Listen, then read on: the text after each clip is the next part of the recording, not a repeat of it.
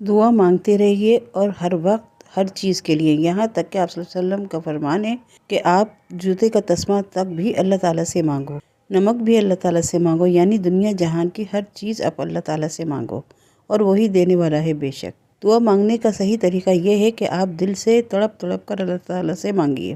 دعا مانگتے وقت سب سے پہلے آپ اللہ تعالیٰ کی تعریفی کلمات کہیے، اور ان تعریفی کلمات میں سب سے پسندیدہ چیز سورہ فاتحہ اور تیسرا کلمہ ہے۔ یہ آپ شروع میں پڑھیے، اس کے بعد درود شریف پڑھیے اور پھر استغفار پڑھیے، اور پھر اپنے لیے سب سے پہلے اپنی اولاد کے لیے اور اپنے ماں باپ کے لیے دعا مانگیے، پھر آپ تمام مومن مسلمانوں کے لیے دعا مانگیے۔ دعا ہمیشہ دل سے اور بچوں کی طرح تڑپ کر مانگیے، اور آپ کا اور اللہ کا رابطہ بہت زیادہ قریب آپ کو محسوس ہو، اس طریقے سے دعا مانگیے۔ اور جب آپ دعا مانگتے ہیں تو اللہ تعالیٰ آپ کے بہت قریب ہی ہوتا ہے، اور ہم کو بھی دعا مانگتے وقت یہ احساس ہوتا ہے کہ کوئی ہے جو ہماری بات قریب سے سنتا ہے، جس کو ہم اپنا دل کا حال سنا سکتے ہیں۔ دعا مومن کا ایک ایسا ہتھیار ہے جس سے اللہ اور بندے کا راستہ اور رابطہ بہت مضبوط ہوتا ہے اور بہت قریب ہو جاتا ہے۔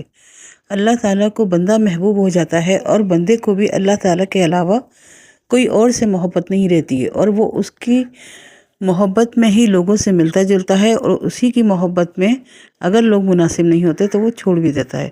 وہ جو کام بھی کرتا ہے فی سبیل اللہ ہی کرتا ہے۔ دعا ایک ایسا مومن کا ہتھیار ہے کہ جو اس کو گناہوں سے بھی بچاتا ہے اور جو اس کے عقیدے کو بھی درست رکھتا ہے، اس کو ایسے معبودوں سے بچاتا ہے جو حق پر نہیں ہیں، کیونکہ عبادت کا حق تو صرف اللہ تعالیٰ کو ہی حاصل ہے، وہ پہچان جاتا ہے۔ اَمَّن یُجِیبُ الْمُضْطَرَّ اِذَا دَعَاهُ وَیَکْشِفُ السُّوءَ، بھلا کون ہے جو تڑپتے دل کی فریاد سنے؟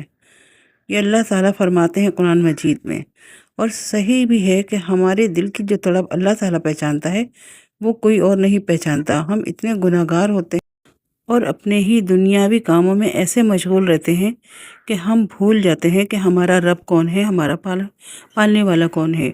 الحمدللہ رب العالمین، تمام تعریف اس کے لیے جو تمام جانوں کا رب ہے، اور ہم اسی کو بھول جاتے ہیں۔ لیکن جب ہم پھر اس سے رجوع کرتے ہیں اتنی دوریوں کے بعد بھی، تب بھی وہ ہمیں خوشی خوشی ہمارے آنے کو قبول کر لیتا ہے۔ لوگ آزمائش میں ڈالتے ہیں اور یہ بھی نہیں پوچھتے کہ تم کیوں پریشان ہو، تم کو میری مدد کی ضرورت ہے۔ لیکن جب اللہ تعالیٰ آزمائش میں ڈالتا ہے تو اس کے خاص مقاصد ہوتے ہیں کہ جب ہم دنیا میں گم ہوتے ہیں، اپنے ہی کاموں میں نشے کے دھت میں ہوتے ہیں کہ بس اپنے آپ کو بہت کچھ سمجھ رہے ہوتے ہیں، بہت کامیاب جا رہے ہوتے ہیں، تو ہم اللہ کو بھول جاتے ہیں۔ تو اللہ تعالیٰ آپ کو یاد دلاتا ہے کہ آؤ اپنے رب کی طرف آؤ، اور وہ پھر امتحان نہیں لیتا، وہ پچھلے سوال جواب نہیں کرتا، وہ فوراً آپ کے گناہوں کو معاف کر دیتا ہے۔ یہاں تک کہ جب آپ آزمائش میں ڈوبے ہوئے ہوتے، آپ پریشان ہوتے ہو، تو اللہ کہتا ہے کہ آؤ میری طرف اور مجھے پکارو، کون بھلا تمہاری مدد کرے گا تڑپتے دل کی۔ تو ہمیں اللہ تعالیٰ سے خشوع اور خضوع کے ساتھ مانگنا چاہیے اور اس کی طرف ہی رجوع کرنا چاہیے۔ آزمائش کوئی ہماری سزا نہیں ہوتی ہے، کوئی مصیبت، کوئی دکھ تکلیف ہماری سزا نہیں ہوتی ہے، بلکہ مومن کو تو شکر ادا کرنا چاہیے کہ جب بھی کبھی ہم غفلت میں آتے ہیں، اللہ تعالیٰ ہمیں اپنے ہونے کا احساس دلاتا ہے اور ہم جلدی سے تڑپ کے اپنے رب کی طرف مڑ جاتے ہیں، اور وہی آزمائش ہمارے لیے انعام بن جاتی ہے، دنیا کے اور آخرت کے لیے بھی۔ اگر آپ آزمائش میں بھی اپنے رب کی طرف نہیں مڑتے ہیں تو آپ کا دل کبھی بھی مطمئن نہیں ہو سکتا ہے، کیونکہ اطمینان صرف اللہ تعالیٰ سے جڑنے میں ہی آتا ہے۔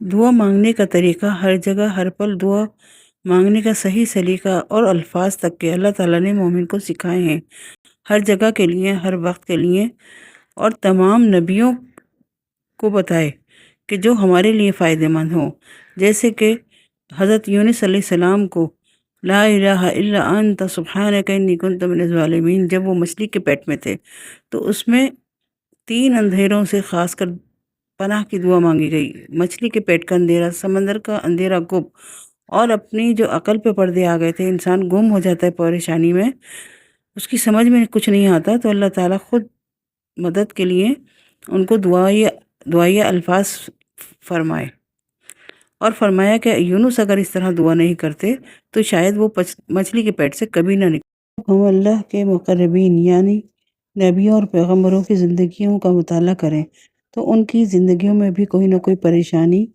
اور مصیبتوں کے طوفان آئے ہیں، حالانکہ وہ بہت زیادہ نیک اور معصوم لوگ تھے، لیکن یہ صرف اللہ تعالیٰ کی طرف سے آزمائش تھی اور ان سب نے اللہ تعالیٰ سے ہی رجوع کیا۔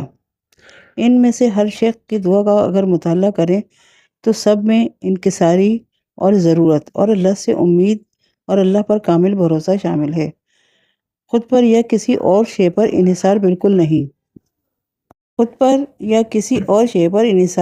نہیں۔ نہ یہ سوچ کہ انہوں نے یہ حاصل کر لیا۔ کامل توحید اور کامل انکسار ان کی دعاؤں میں شامل تھا۔ اللہ نے ہر نبی کو ہر موقع اور وقت کے حساب سے دعائیں سکھائی ہیں جو ہمارے لیے بڑی مفید ہیں۔ سختیوں کے لیے دعا ہے۔ حضرت ایوب علیہ السلام نے بیماری کی حالت میں دعا پڑھی۔ یعقوب علیہ السلام کی دعا ہے جو انہوں نے اپنے بیٹے سے جدائی کے لیے پڑھی۔ اپنے معاملات کو درست کرنے کے لیے، شرک سے محفوظ ہونے کے لیے دعا ہے، آسانی کے لیے دعا ہے۔ دعا اللہ جو چاہتا ہے وہی کرتا ہے۔ اللہ سے مدد مانگنے کی دعا ہے، غم و اضطراب کی دعا ہے اور آفت سے حفاظت کے لیے دعا ہے، یہاں تک کہ باتھ روم جانے اور آنے کی دعا ہے، سونے اور اٹھنے بیٹھنے کھانے پینے کی دعا ہے۔ تو اس سے اندازہ آپ لگائیے کہ دعا کتنی اہم چیز ہے، اور اللہ تعالیٰ ہم سب کو ایسا رکھے کہ ہم اللہ تعالیٰ سے مانگتے رہیں اور وہ ہمیں نوازتا رہے۔ دعا مانگنے سے تقدیریں بدل جاتی ہیں، دعاؤں سے اللہ کی طرف سے رحمت آتی ہے۔ لا الہ الا اللہ وحدہ لا شریک لہ لہ الملک و لہ الحمد وہو علی کل شیء قدیر۔ نہیں ہے کوئی معبود سوائے اللہ کے اور اس کا کوئی شریک نہیں، اور وہ تمام تعریفوں کے لائق ہے اور ہر چیز پر قادر ہے۔